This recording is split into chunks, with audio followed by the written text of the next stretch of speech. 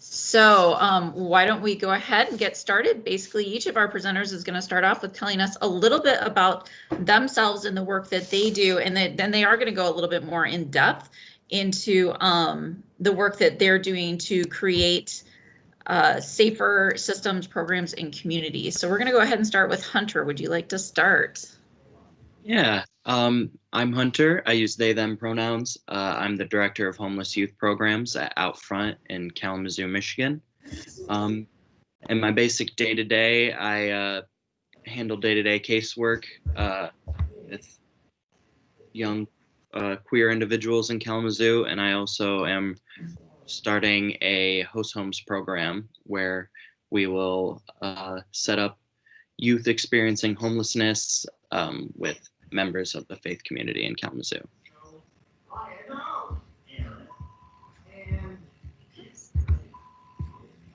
Great, thanks, Hunter. My name. Shoot. Hold on really quick. We have a little problem. Jeffrey, could you unmute yourself again? There we go. Thank you, Jeff. Yep, no problem. Good afternoon, everyone. My name is Jeffrey King. I'm a divisional director at Community Rebuilders. We're a nonprofit housing organization located in Grand Rapids, Michigan, on the west side of the state.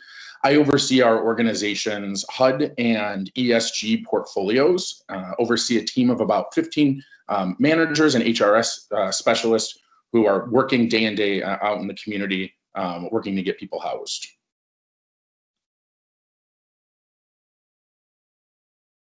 Wonderful. Luke? Awesome. Hi, everybody. Thank you for coming today. We really appreciate your attendance. My name is Luke Hasselvort. I use he, him pronouns. I'm the housing manager with the Ruth Ellis Center, technically located in Highland Park, but obviously we work in Highland Park, Detroit, and Southeast Michigan. I work specifically with our case management team in the drop-in center, working day in and day out with youth experiencing homelessness and housing instability and connecting them to resources and long-term safe and stable housing.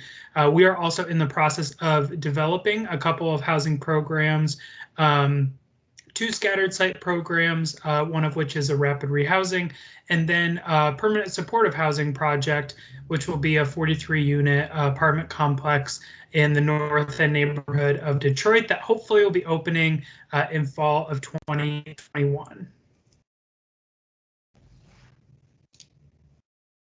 Wonderful, thank you.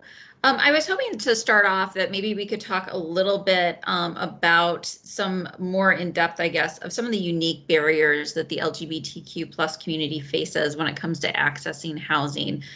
So Luke, I don't know if you'd feel comfortable getting started, and Jeffrey and Hunter can jump in to talk a little bit from your perspective about what are those barriers that people are facing. Yeah, that's a great question. I think, one of the things that's important to say from the get-go is that when folks, when anyone experiences homelessness, it's usually a result of some circumstances in their life coupled with systems of oppression that person is experiencing, right? So we know that people of color and communities of color are more likely to experience homelessness and housing instability. The LGBTQ community is disproportionately likely to experience homelessness and housing instability as a result of systemic oppression that they face in their daily lives. So the youth that we're working with are kind of facing intersecting oppressive systems that they're trying to navigate and have impacted their lives and led to experiences of homelessness and housing instability, of maybe a lack of familial support and things like that. Recent studies, the Voice of Youth Count studies was one of the largest studies done in the country around youth experiences of homelessness.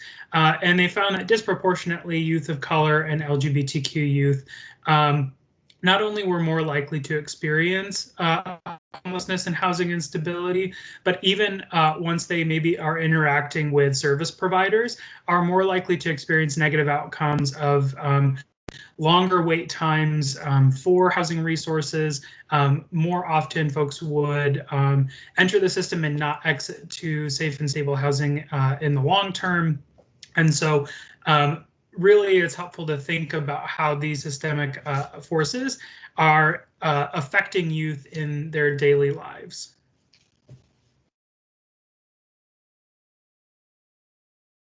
I don't know if either Hunter or Jeff wants to add on to that with any of the things they've seen in their communities. Oh, Hunter, you're muted. Yeah, I can. That was a great answer to the question. I can piggyback off of what I have seen in my community, especially is that even with the systems to aid people experiencing homelessness, especially people in the LGBT community, see instances of non-affirming treatment or just getting their needs met, especially like within like gospel missions of, say, a trans woman is going into the shelter. We often see that they are placed in the men's section and placed in even more dangerous situations, sometimes within the systems of help, than as opposed to like on the street. That's what I see in my community. Yeah, so I think I would just have to echo everything that Hunter and Luke have just said. I don't think any communities here in Michigan are really unique in that way, where those systems of oppression exist at every level, including with service providers. So I think as we kind of move forward, Lynn, and discuss in greater detail some of the other approaches that we've taken, I think one of the things that we've really looked at as an organization and kind of part of our ethos is that, you know, there's only so much time you can spend trying to pull people along to create affirming environments. And ultimately, it may be just something that you have to create and develop on your own when it doesn't exist. So I know we'll have an opportunity to talk a little bit more about that, but that's kind of the same sense that we've had in and around our community as well. Wonderful, thank you. Just as a follow-up question, I mean, I know we've talked a little bit about just generally the experience, but is there any sense that there's a difference between a younger person's experience who identifies as LGBTQ or a person who's maybe spent a little bit more time out in the world? Like, do they have sort of different experiences that keep them, that really hinder them from accessing services, or pretty much are those the same reasons all the way around in terms of not affirming and not inclusive locations? Yeah, I would say that the experiences are probably very similar. Where you likely have a divide, or where those where you start to see differences, is that with those younger folks, that there's not much of a support system there. That support system is very small, or its family structure is broken down. So there may not necessarily be as many supports, which can definitely make that a much more vulnerable population. Yeah, I would just add, I think, so whether somebody is younger or older, you know, if they're a member of the LGBTQ community, the types of discrimination that they're going to experience will be similar. I think sometimes the challenge for youth in trying to access services is that especially the homeless response system is largely set up to work with adults, and I would say even older adults. So when I say that, I'm thinking usually folks over the age of 40 who are in a different circumstance than somebody who's 18, 19, 20 years old. And some of that has to do with understanding concepts of adolescent development and the sort of training that like a youth-focused organization may have versus an organization that's focused primarily on serving adults. And within the youth-serving world, the approach of positive youth development is one that we talk about a lot and that we implement in the various programs within our organizations. That essentially looks at adolescence and young adulthood not as sort of just stepping stones from becoming a child to becoming an adult, but as important phases of life in and of themselves, and times when it's important to receive support, opportunity to develop skills, to make mistakes and learn from mistakes. So I think there are certain sort of developmental approaches that a lot of youth serving organizations or organizations that are intentional about developing competency around serving youth that is necessary for youth to be able to be successful in those types of settings. I think, you know, one of the things that comes up a lot, right, is around sort of rule setting in programs. And understanding that from like a youth empowerment standpoint, again, going back to that idea that we want to allow for folks to make mistakes and learn from those mistakes, and for mistakes to not result in losing access to services or things like that.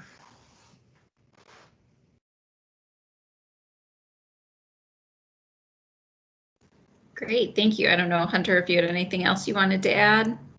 No, that sounds good on that one. Okay. One of the things too that I think that can impact housing and opportunities for all individuals, but that's going to really heavily impact folks who identify as LGBTQ+, is what are rights around housing. And so how, you know, it's one thing for housing providers to train themselves and do development work internally so that they are not actively discriminating. But what happens when we have people then going out and trying to find housing? And how does knowing or not knowing what their rights are impact their ability to be housed?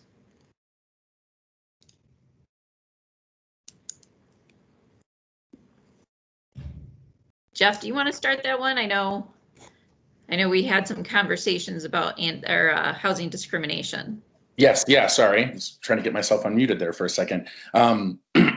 Yeah, so this topic around fair housing and discrimination is obviously complicated by, local, state, and national policy and rules and regulations, sometimes things that are, passed by state governments or local ordinances or federal regulations that we're looking at. One of the things that we've really focused on is ensuring that all of our staff are deep experts in fair housing and fair housing rules and regulations. And that includes a deep relationship with our local fair housing center, but making sure that those annual trainings are happening with our staff so that they can be good educators and informers around what individuals' rights are and how to pursue potentially like legal recourse if they have been in fact discriminated against.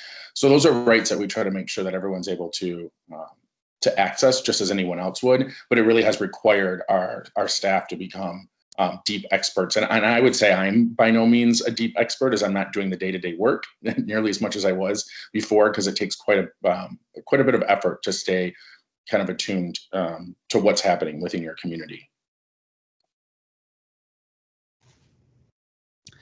I think that's a great point. Currently there are not federal protections, or I guess it's sort of changing with the Supreme Court ruling this year, but there are different areas of life are protected when it comes to sexual orientation, gender identity, and gender expression. Back in July, we had the Supreme Court ruling saying that employment was a legal protection that folks have, which was a significant development.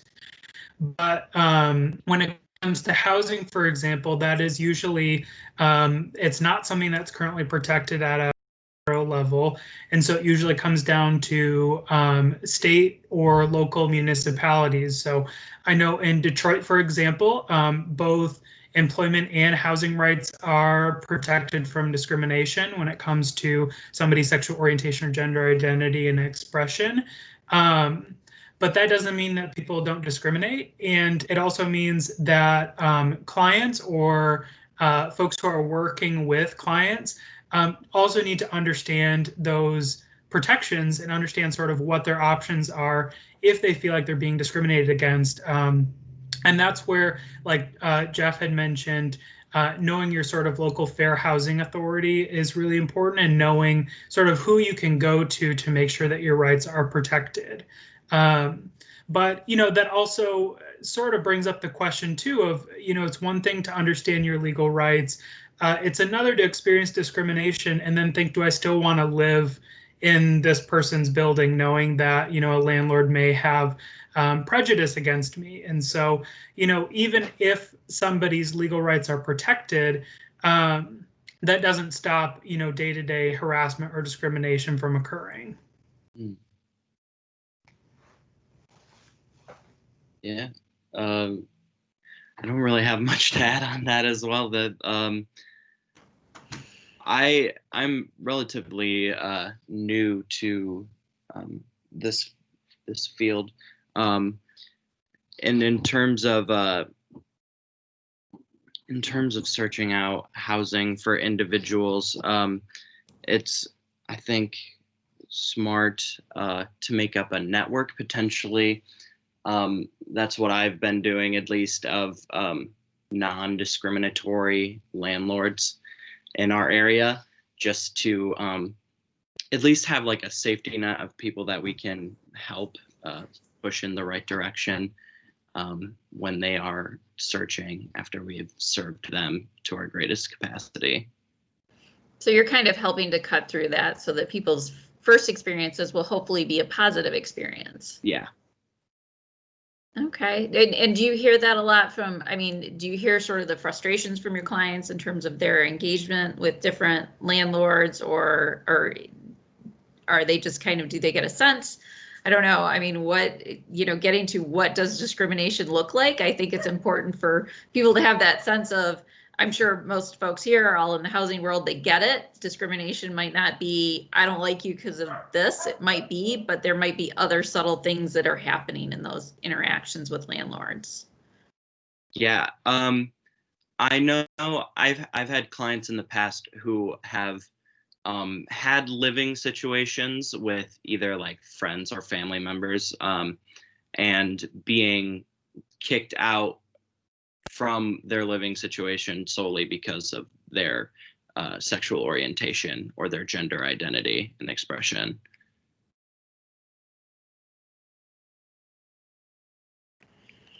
All right. So are there other, you know, we've talked a little bit about those personal, you know, frontline sort of barriers. Are there any other barriers before we move up, sort of looking at systemic barriers that are in place?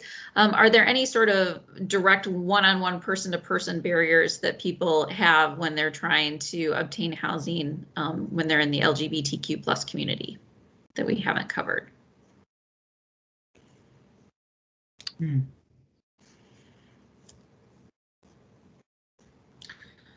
You know, I think, yes, there are.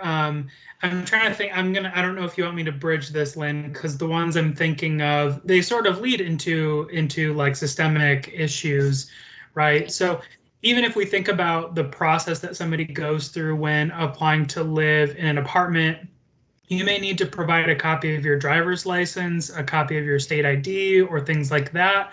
And it takes time and resources for folks, especially who may be trans or non-binary, to go through a process of changing their legal name if that's something that they want to do, of getting that then reflected on legal documents. And so you may run into issues where landlords are hesitant to rent, or there's confusion and awkwardness and tension because, you know, the name that somebody uses in their day-to-day life may be different than the name that's on their legal state identification or something like that, which can cause barriers in a lot of different areas. You know, another issue that we run into, especially within like continuums of care specifically, is so we understand that to be eligible for a lot of housing resources, folks need a documented history of homelessness.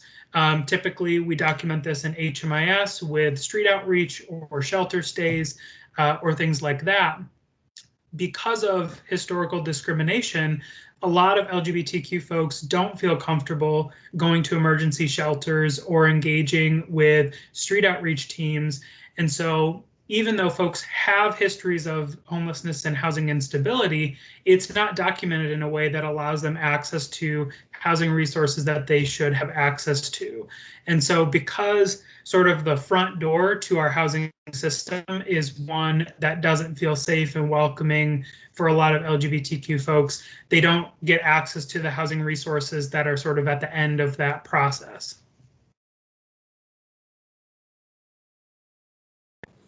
That's a really good observation, because it's just pushing the things down the road and making it more and more difficult. So where other people are getting to be able to move on to those next steps, we're holding people back. Mm-hmm. So that's definitely some structural pieces that need to change. And I know that one of the things that we wanted to talk about, especially as it relates to shelter, is the impact of changes to HUD's equal access rule. And those changes just came about July 1st. And I know, Luke, that this is something that you're pretty familiar with in terms of advocating for it. And Hunter and Jeffrey definitely jump in. But do you want to talk a little bit about what this is and how it impacts folks who are LGBTQ+? Yeah, for sure. So I'm guessing that a lot of folks on the call are somewhat familiar with HUD's equal access rule. This was first put in place in 2012 and then finalized in 2016. And sort of the main impacts of the equal access rule say that folks should be served in HUD-funded programs according to their gender identity. So if somebody identifies as a trans woman, they're being served as a woman in services. And it also includes protections for all types of family composition, right? So if a provider is operating a family shelter and you have a family with 2 male heads of households or 2 female heads of households, that household will be served in the same way as any other household looking for shelter services. And again, the equal access rule was implemented because of a recognition of discrimination that folks were experiencing, especially transgender and non-binary folks, when trying to access shelter services, and providing guidance to providers, like very helpful on-the-ground TA around how to navigate different situations and that may come up in a shelter context. Right, we know that it's not that there are more than just staff members in a shelter. You have all of the other residents who are also accessing that service. And so providing guidance on how to navigate conversations between shelter residents, all sorts of things like that, how to navigate, sleeping accommodations and bathroom usage and all of those sorts of things. In July of this year, the current administration proposed what? Oh, am I back? Yeah. Okay, of course it would happen right then, right? Okay. Yep, we gotcha. Okay. The current administration proposed what I see is basically a loophole in the equal access rule. It doesn't actually revoke or take away the final rule that was implemented in 2016, but it does allow for shelters that are operating as a single sex or sex segregated facility to essentially deny service and access to people who the shelter deems that their gender identity does not match their sex assigned at birth. And this becomes really problematic for a lot of reasons, one of which is how are we making this decision about whether or not somebody's gender identity and their biological sex assigned at birth, whether they match up or don't match up. As we know in this field, oftentimes folks don't have state IDs, especially when they're first coming into contact with the system. So that sort of leaves to us options of relying on stereotypes, which seems problematic. And, I think they specifically prohibit physical exams, which would be probably the most problematic thing you could think of. But there really are not great ways for shelters to say that we think this person's identity doesn't match what we think their sex is. I know that, and I see Kelly, thank you for your comment in the chat, that again, because the equal gender access rule is not being removed, you do have like state level or city level sort of authorized, bodies saying that we are still implementing and enforcing equal gender access. But even the fact that this, sort of change has been proposed, I know led to a lot of fear and confusion among the folks that we serve. So, as you might expect, most people in their day-to-day life are not super familiar with the federal rulemaking process. And so knowing when this goes into effect and what that means for their day-to-day lives is unclear. And when folks are unclear about something of this magnitude, it usually means that they probably will just choose not to try to engage shelter services or other similar services. Well, and I think you raised a good point that Hunter also kind of brought in earlier. People may not know who the funding source is that's supporting the shelter that they're going to. Right. And so what does that mean for a person that has a negative experience at trying to access one shelter as then they look for shelter in other places? So it's sort of the ripple effect of discrimination. Yeah. Yeah, so I just wanted to add, Luke, thank you very much for that. I think that was a great overview of a really complicated, really complicated policy that's going to have deep impacts. I saw that Kelly threw that note up there too, and I just wanted to, say kudos to MSHDA and thank you for, not changing those equal access policies because it does still provide some leverage within communities to ensure that people are getting equal access. But in those communities where there are, limited shelter options or large, maybe gospel missions that aren't utilizing MSHDA funding, it's very likely that as a result of this rule, people will die on the street. And that's why I think it's incredibly imperative that we continue to advocate at local and state and federal levels to ensure equal access. So I just want to throw in my 2 cents there.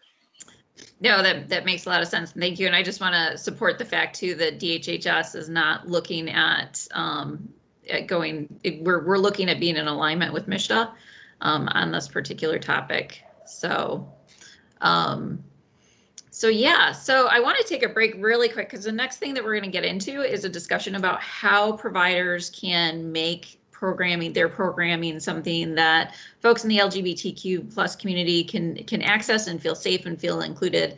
But I want to take a break and just make sure there aren't any questions. We've had some good comments, but I just want to see if we've got anything else that people want to make sure we cover before we move forward to solutions.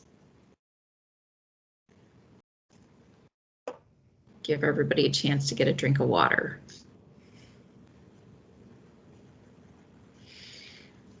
All right, so the next portion of the presentation, we want to start talking about what can organizations do.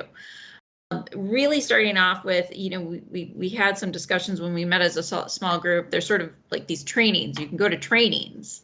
We can all go to trainings, and that's great. That builds knowledge. But what can organizations be doing beyond training? To make themselves inclusive. And Hunter, I'll start with you. Yeah. Yeah. I think an obvious answer to that is bringing people from the LGBTQIA plus community into the fold, whether it be on staff or on the board. I think to have people within your organization that can advocate not only like on a personal level, but like just be someone to champion for the community in a way when you're having, kind of seems like tough conversations in terms of creating your programming and things like that. Yeah, that's what I would say is a big first step, is just including people in the LGBT community into the conversation. Yeah, thank you for that, Hunter. I think I agree. A lot of that starts, it's at an organizational level and kind of the ethos and the culture of the organization. We've also found great success. So when thinking specifically of our rehousing projects, which serve a disproportionate number of LGBTQ youth, we wanted to ensure that we were hiring staff that our youth could find relatable and someone that they would reach out to in times of crisis, and someone that would be affirming and supportive of them. So even through our hiring processes, we worked hard to include some former youth participants with lived experience in that hiring process. So whether it was round 1 or round 2 of interviews, it was giving someone with lived experience and a unique perspective an opportunity to weigh in on a candidate at an organization who's going to be working with the same population, ensuring that we could have a supportive and cohesive team.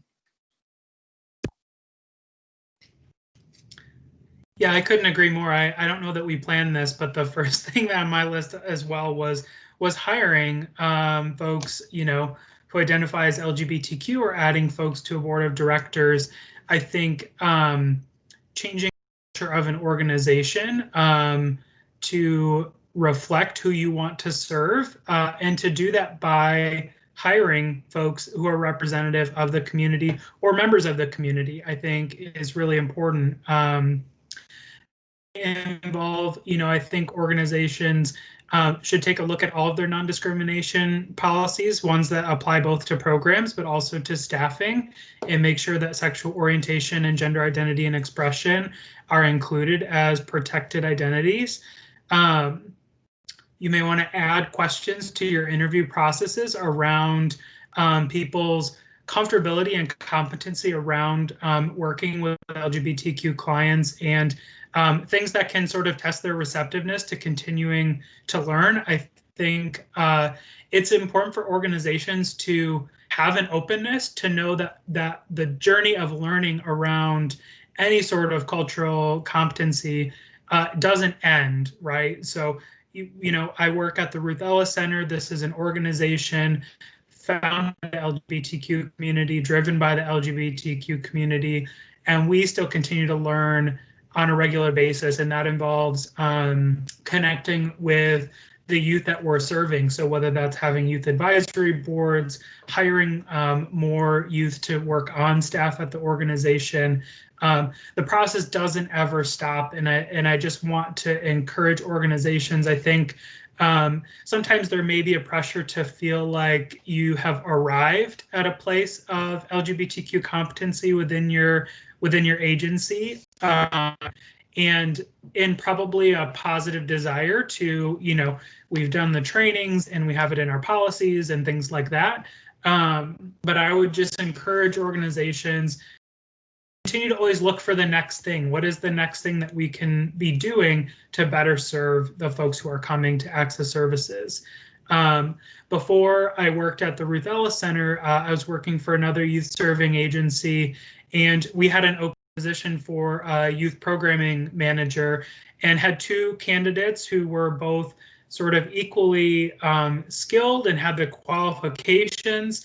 And the deciding factor came down to, for us, that one of the candidates had experience and expertise in working with the LGBTQ community, and we knew that was an area where we wanted to grow as a program. And so, we hired that person, and they helped really lead us in implementing aspects of our program that I think were really beneficial. And so I would look for those sorts of things in the hiring process if that's important to your agency.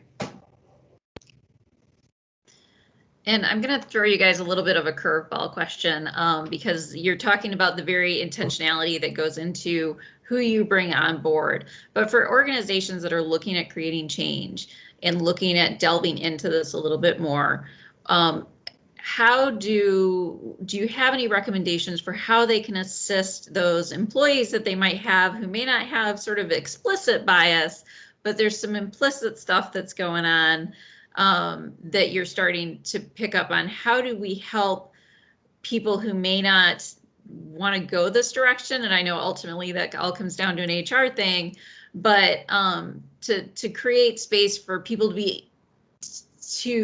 grow, when they're not totally willing to grow. Maybe they need some help getting there. Do you have any recommendations in that area?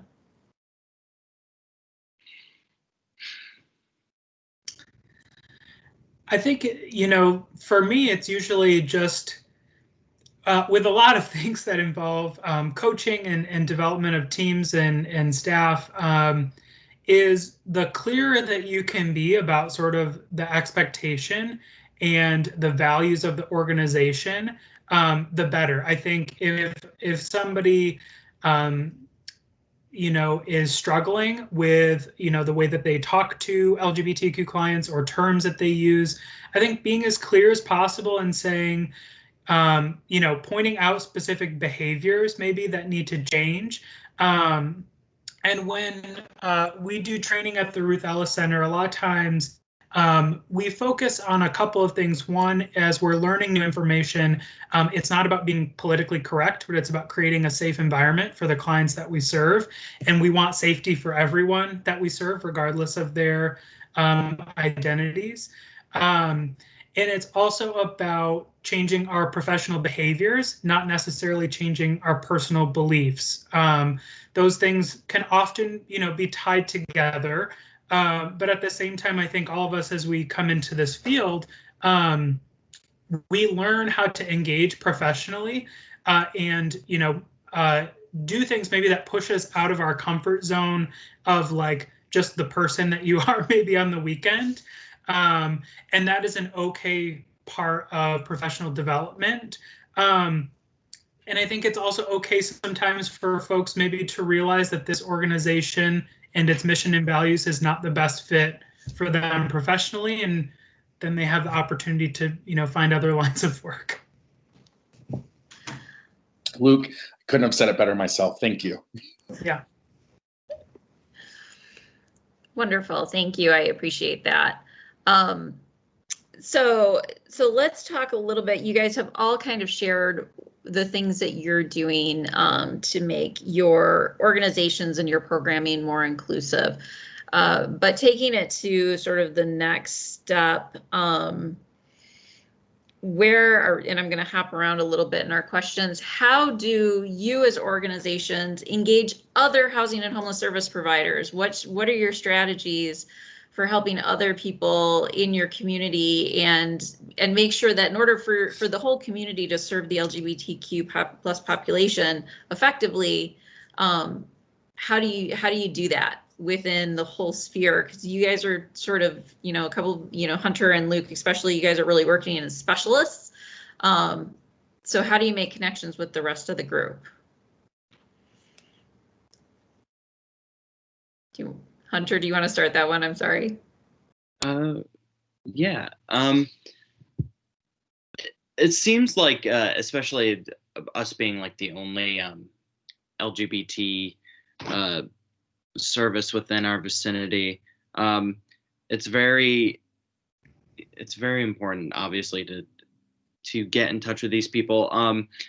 For me personally, being very new to this kind of position, I've cast a lot of lines and given some feelers as to like who is affirming and who is willing in all the services that I can put people in the right direction to, in terms of giving someone safe and affirming care. Yeah, I'm kind of blanking, but yeah, that's what I would say on that. Is just I've very much have taken my time to ensure that I'm not sending someone somewhere where they could be discriminated against or hurt in any kind of way. So it kind of sounds like you're doing a lot of that one-on-one relationship building, getting to get a sense of who those providers are, not just organizationally, but personally. Yeah. Oh, okay. All right. Jeffrey, do you have any thoughts on how you folks, I know that the Community Rebuilders is a big partner in the Grand Rapids community, but in terms of figuring out how to bring other providers and how to connect with those providers to benefit the population? Yeah, so I think in all communities that can be a little bit tricky. Community Rebuilders is very unique within the Grand Rapids area, and that we are the only non-faith-based housing provider. we were actually founded by a private landlord. So we very much have always been rooted in these philosophies of housing first and housing is a basic human right, not a charity model. And sometimes that does come at odds with other provider models, especially around serving the LGBTQ population, and specifically youth in our community. So I think one of the things that we've kind of just decided as an organization is like, this is our mission statement. These are our beliefs, and we kind of decide who's going to be at the table based on their ability to partnership and do good work, and recognize that though you want to bring along everyone in the community, if you spend all of your time just trying to bring people along, it really prevents a lot of good work from happening. And oftentimes, once you start producing results and start doing good work, those other providers want to come along and see like how you did it. And then that can kind of be an opportunity for a learning moment or an aha moment. But I think we start by just picking our partners carefully, and really focusing on those that like truly identify housing as a basic human right that everyone should have access to. Wonderful, thanks. Luke? Yeah, I love, Jeff, what you're saying. I think it is a mix of like what you can do as an organization, and then how you can bring the community or involve the community in that process, for those that are willing. For us, pursuing the permanent supportive housing project has really been the catalyst for us to become more engaged in the larger continuum of care in Detroit, knowing that this project is coming on board and will be a part of the coordinated entry system, and that all the time and energy and effort that we're putting towards this, wanting to ensure that we are able to house the youth that this project was designed to house, means that we have to do a lot of work within the COC, both on our end, so that we understand how the COC operates, how the coordinated entry system operates, and why it operates the way that it does, and also challenge some of the aspects that are making it difficult for the youth that we serve to access this system, currently. I think the fact that we're bringing, permanent supportive housing, a project into the COC, does a lot in terms of people being more interested in seeing sort of like an outcome that we're working towards as we're making the system a safer place for LGBTQ clients of all ages to engage with. There's sort of like a tangible like housing project where folks can receive housing at the end of this. But I'll shout out the Detroit COC. I've been really encouraged by the engagement from folks at CAM, from folks at HAND, within the COC and other organizations. I think it's been important for us just to show up and be at the table, whether that's a part of the Committee on Youth Homelessness, which we're a member of, or general COC meetings or different work group meetings.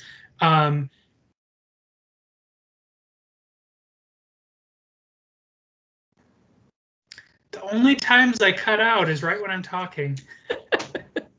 Okay, can you hear me again? Yes. Maybe that means I need to talk less. So just saying that it's been important for us to be at the table and building relationships. I think relationships are a way to be able to move work forward. And being in the COC also, sort of as Hunter was mentioning, lets us know where we should and shouldn't be referring our clients. It is the unfortunate reality that even though there is good work happening, there are still organizations that we would not refer clients to based on the experiences that we're seeing firsthand, or clients are sharing with us about their interactions at those places. Wonderful, thank you. The last thing that I kind of wanted to touch on, and we're making good time with this, so please, if people do have questions, please feel free to go ahead and ask them. was, we kind of talked about how organizations can create change, how organizations can work within community to create change, but some of our participants here today may not be organizational leaders. They might be workers within the field, and that looks different in all the agencies in terms of what committees people might be able to sit on. But if you're a person who's working within an organization and this is an area of passion for you, where you want to develop and improve programming, what might be some recommendations for folks to start helping their organization, help themselves and help their organization move things forward? So in my earlier days, when I had to spend a lot of my time trying to convince people higher up on the rung of maybe things that we needed to do, I think one of the most effective tools that I used was focus groups and listening sessions with persons with lived experience to bring that voice directly in to the decision-making process. I think as an organization and as we've grown, we've gotten a lot better at including persons with lived experience at all different levels of the organization so that we're continuously getting that input. But that was always one of the most powerful tools, was that direct feedback from consumers. And kind of as an example, we had a standard kind of youth rapid rehousing project several years ago that was operating great within the community. We had several partners. Most of the youth were receiving around 9 months of assistance and exiting successfully within private rentals in the community. But one of the things that we were seeing is that the lease-up times were taking a lot longer. And we were identifying that a lot of these youth were sleeping on the street in some pretty dangerous locations. We also had about 40 to 60% of that group that identified as being LGBTQ. So we did some focus groups and some listening sessions and identified that a lot of these young people were street sleeping because they didn't feel safe going to local shelters or missions. So as a result, there was a lot of predatory behavior that was happening, and they were at risk.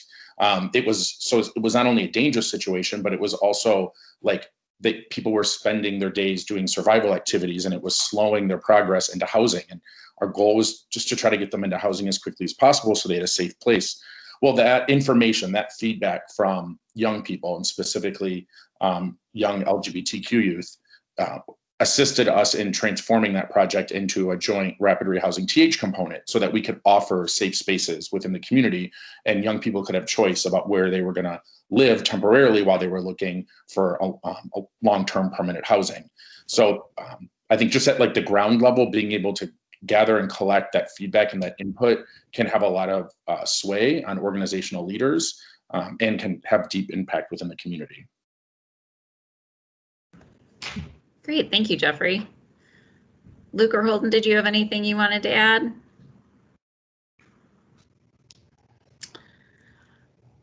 I think this is sort of similar to what Jeff was saying, but it's presenting data, right? So Jeff mentioned in the form of focus groups and interviews with participants. I think, again, I direct people all the time to the Voices of Youth Count study, and there were study sites in Michigan. So if you want to bring it a little closer to home, you can say that Michigan was a part of the research that was done. They, on their website, if you Google Voices of Youth Count, it'll come right up. They have great sort of briefs and breakdowns of sort of their full-length research showing the disparate outcomes that LGBTQ youth are facing when trying to access services.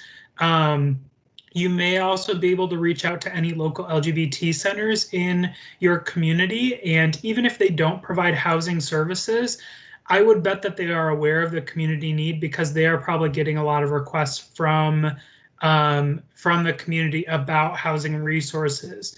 So they may be able to help you sort of quantify what that need is, and then you can use that to kind of show the community need to managers or directors within your organization. I would also say, I know, this kind of sounds cheesy, but adding visibility to your office space, whether that's like a pride flag or a poster, being willing to share your pronouns when you introduce yourself. If you can advocate for any sort of demographic collection around sexual orientation, gender identity, and gender expression. Again, even if you are not specifically serving the LGBTQ community, the fact that those questions might be asked or that you have that poster in your office is a sign to somebody that you are a trusted and safe person, and they may feel more comfortable disclosing or asking for resources because of, you know, those small sort of visibility markers.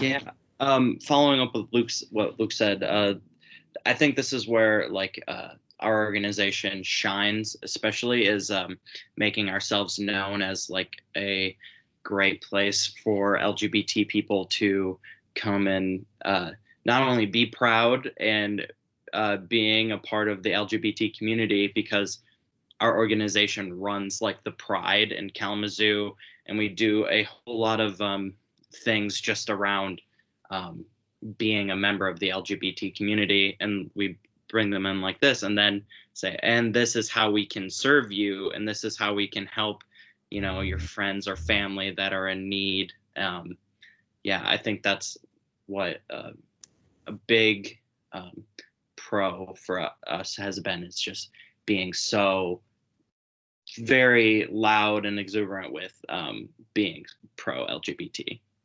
Well, and Hunter, you make a good point too, in pointing out that, you know, it might be your friends or your family or something like that, and it's that word of mouth influence of getting people engaged with services, that if they've developed a relationship with you and they trust you, then other people are going to, who trust them, are going to trust you, and so it's building that network. I did kind of have one question come up to. You talked earlier about, you know, Luke, you were talking about organizations and organizations sort of accepting that you may not all be ever to full competency. So for folks who are working in programs and they want to head down these directions of doing better, inevitably we all screw up. We do something that's not working the way we thought it would. We say something that we end up then being offensive and being discriminatory, even if we don't intend it. Again, getting back to sort of what do we recognize about our own implicit biases and how they might flare up. Do you guys have any recommendations about what to do if you're the organization that's trying to make a change and you mess up along the way?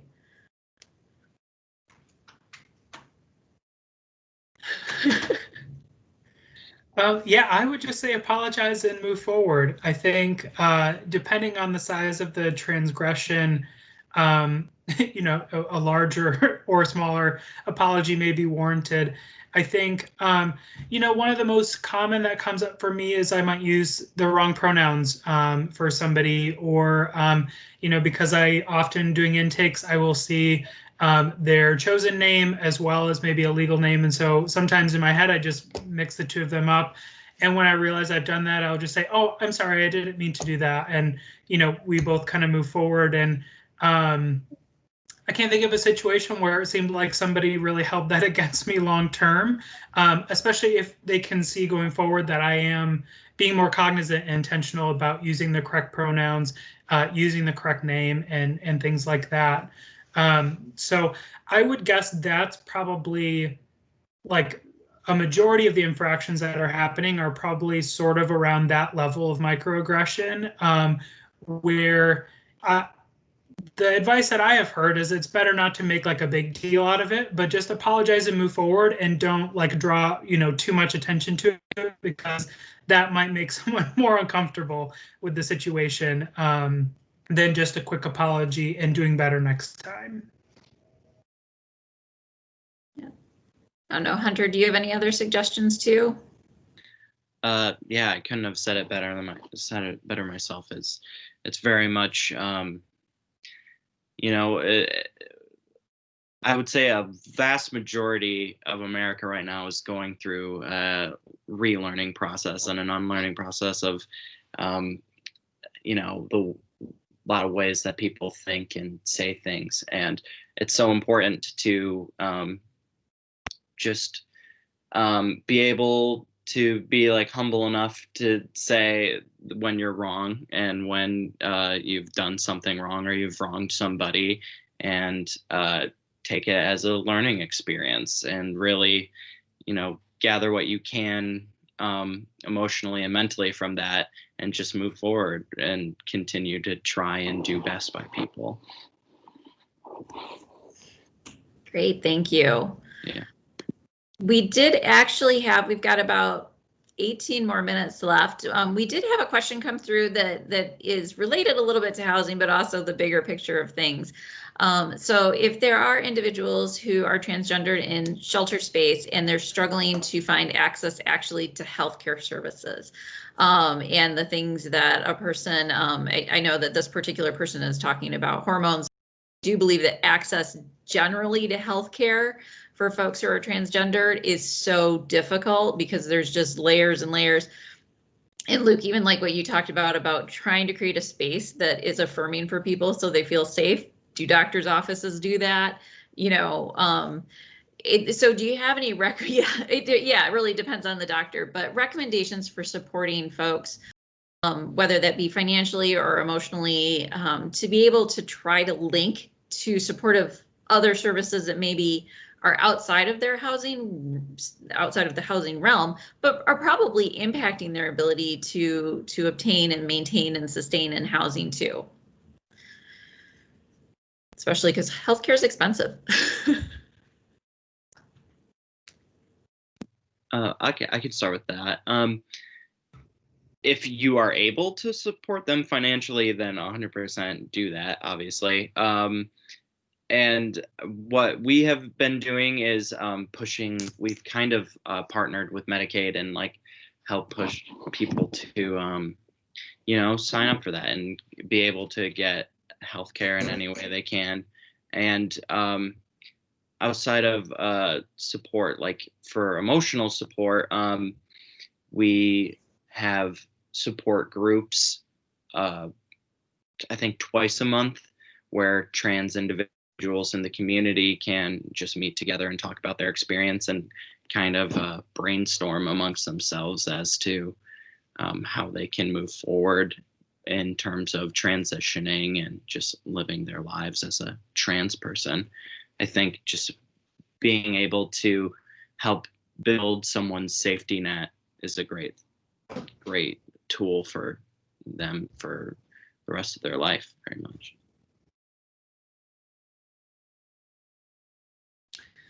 Yeah, I would say I'm really spoiled in this regard because of the on-site healthcare services at Ruth Ellis through our partnership with Henry Ford.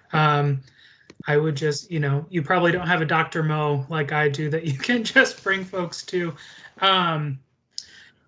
To sort of address the first part of the question, I would say if you're running into barriers where shelters are maybe not allowing somebody to take or keep their medications, and I will assume that it's out of maybe ignorance of not really understanding the importance of somebody's HRT regimen and things like that, is comparing it for the shelter to somebody who may be taking diabetes medication or, some other, any other sort of like routine medication that folks need to support their health and well-being.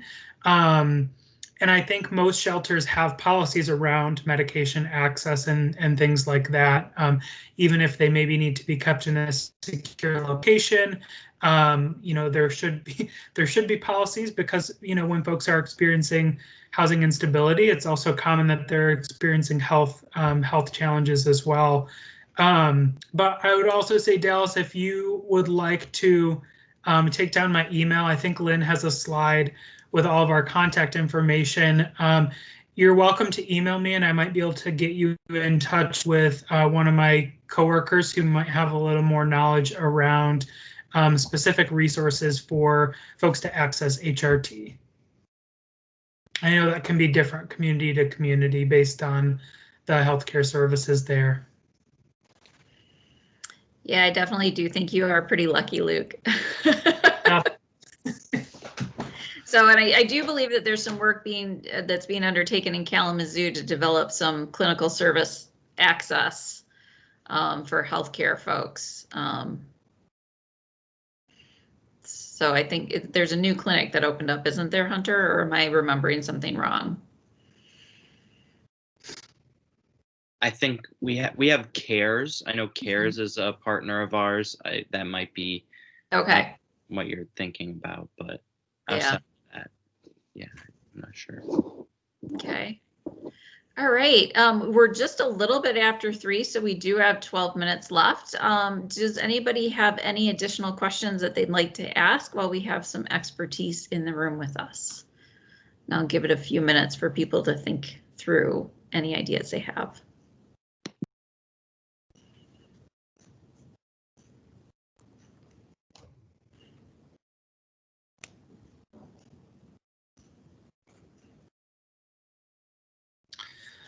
Lynn, if we don't have other questions coming in, I actually have a question. I wanted to hear more from Jeff about the master leasing program. I actually don't know, Jeff. Sorry to throw you on the spot if you mentioned it today or if it was in one of our planning meetings. But I was really interested in that as a creative solution for folks who may not feel safe in typical shelter settings. Yeah, absolutely, Luke. Thanks for queuing that up. Yeah, it wasn't one of our kind of discussion sessions where just as we were kind of all talking about different ways our organizations had, tried to approach some of the systems of oppression that are in place within our community. And though I know even, just from our brief meetings that we've had, both of you or all of us are all, fierce advocates within our community for change, but sometimes that change can be grueling and slow. And one of the ways that we tried to immediately address kind of the shortage of shelter beds for individuals who didn't feel comfortable or safe going to, a kind of a standard industrial shelter or a gospel mission, was to create safe spaces that are scattered throughout the community within like private rental homes or apartment complexes. And we accomplished that through master leasing programs. So it was something that Community Rebuilders took up about 10 years ago, initially with a prisoner reentry program. And then it's continued to grow over the last decade to include a wide range of populations so that we can basically cover anyone who walks in the door, whether they're a veteran or they're a young person or they're someone who's chronically homeless or they're a family. And they are non-congregate units. Occasionally we will have individuals from like different family, like different singles residing in a unit together. But these are just private rental units where individuals sign a standard occupancy agreement.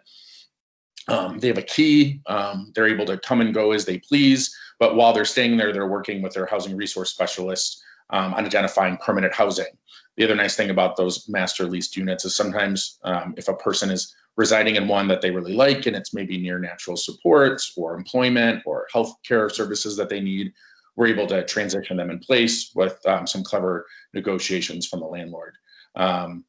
It wasn't, and Luke, I think we had talked about this, and I don't know if I had shared this particular example, but like when we were first starting up the project, it was brand new for landlords too within our community. And despite the fact that we've worked with the private rental market for over 25 years, we were coming to landlords now and saying, hey, we're going to master lease this property from you, and we're going to be the leaseholder, and you'll get a rent check every month from us. But you're never going to know who lives there. And that can oftentimes be a little jarring and scary for landlords. So it definitely took like relationship building and trust building with the landlords and ensuring that all the guests that we had staying in these units maintain them in good condition. Of course, things happen and you have to be prepared for incidentals. But over the last 10 years, the program has only grown, and it's provided us an opportunity, especially kind of uniquely during COVID, to immediately go from providing any congregate shelter to non-congregate shelters so that people had safe places.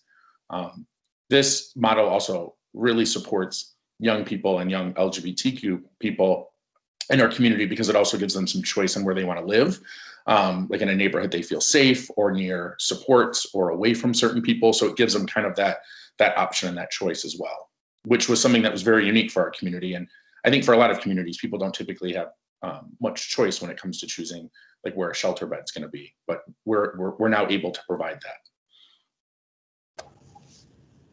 Thank Wonderful. you. Yeah, that's a really interesting way to do that and do shelter. So we did have another question come in that I think is a really worthwhile one.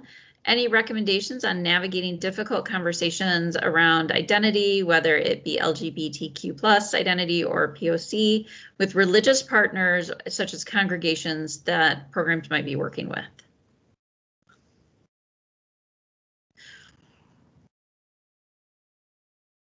And I don't know, Hunter, if you want to talk a little bit about what you guys have undertaken in terms of I know it kind of came from congregations coming together, but developing how they chose to develop that and how they chose to come together.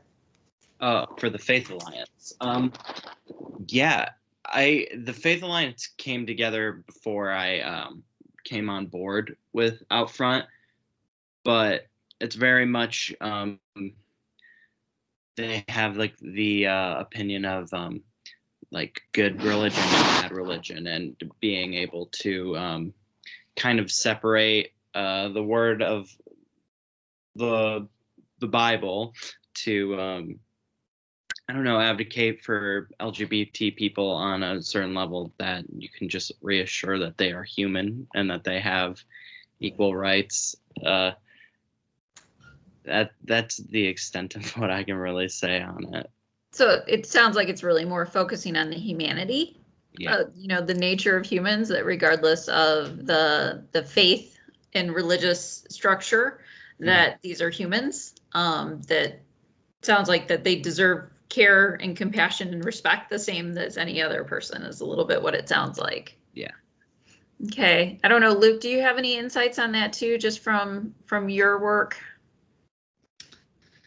Yeah, I mean, it's certainly, there certainly are challenges, I think, and I do think it's important to know that you probably are just going to run into people or congregations who are unwilling to reconsider their belief system, which may not be affirming of LGBTQ folks, or you know, may not be interested in sort of racial equity and things like that. What I would say, so there are some denominations of specifically Christian churches that are LGBTQ affirming. We have had we've had a lot of success in working with different Methodist church. So, you know, that can be a little bit of a toss up, and you sort of need to go maybe look at their website or something like that, because different Methodist churches will fall on different sort of ends of their own internal discussion around LGBTQ affirmation. But we've also worked with Episcopal churches and other organizations like that. There's a volunteer run online resource called Church Clarity, where you can look up a church, and if it has been entered into the database, they provide a score around the church's affirmation of the LGBTQ community. So that could be another resource as you may be looking to partner with churches around like which churches may be more open and willing to work with you. I think it's, you know, it also sort of depends on what you are looking to get out of a particular partnership. I think, you know, at the Ruth Ellis Center, we do work around family preservation. And a lot of times that may be working around religious beliefs and a child's LGBTQ identity. And in those sort of micro situations, a lot of times what we're trying to focus on, again, is safety. And we've seen a lot of situations where parents may be engaging in behaviors that they think is in the benefit or keeping their child safe, and don't realize the harm that may be coming from that, whether it's, you know, asking a child to repress their identity or hide their identity from certain people or things like that. So sometimes it's just education around like what is a more affirming and loving thing to do for a family member. Yeah, I don't know. And then, you know, I know there are some shelters that work sort of with different faith communities on, you know, they do like a hosting rotation sort of shelter where a different church or mosque or temple or something will, host the shelter for a week or a couple of weeks at a time, and they rotate around. So I think it's worth understanding your role in the relationship and being able to be upfront about, again, the organization's values and saying, if you're going to partner with us, we need to ensure that you're aligned, around these values of equity for these communities. Wonderful, thank you. All right, well, we just have about 3 minutes left, so I can start to move to wrap us up a little bit.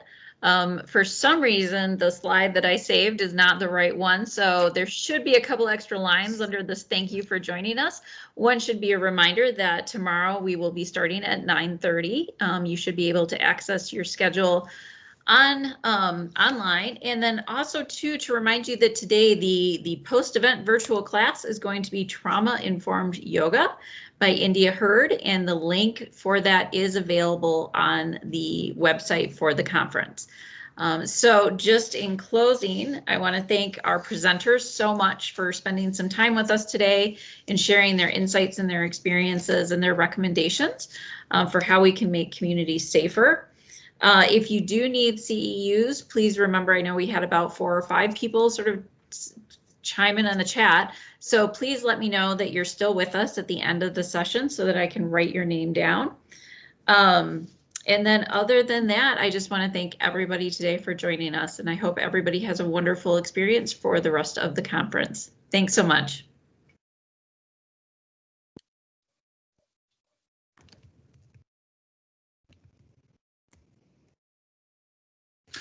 Thanks, everybody. We appreciate you coming today. Thanks so much. Thank you, everyone. Have a good day.